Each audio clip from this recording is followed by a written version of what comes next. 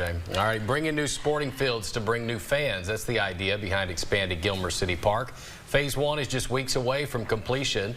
KLTV7's Andrew Culver shows us how a growing park could help grow the city. Carter Varnadoe's favorite sport is baseball. He says the new baseball fields could give him some more competition. I don't like just dog stomping people. I like competition, though.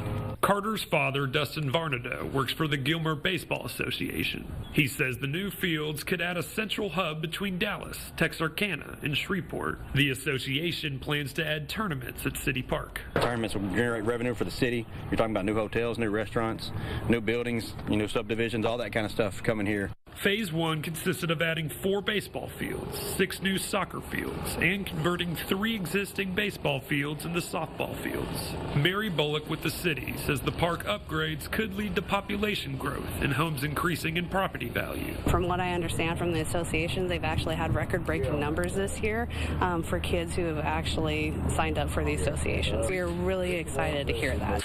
Dustin Varnadoe confirmed he expects about 100 more people to sign up with the Gilmer Baseball Association come next spring. Bullock says everything within Phase 1 should be complete and open in about a month. I'm seeing they're turning out pretty good. I like how they look. It's all about it. Phase 2 consists of adding 2 more baseball fields and another softball field. Bullock says planning will begin near the end of the summer to raise money.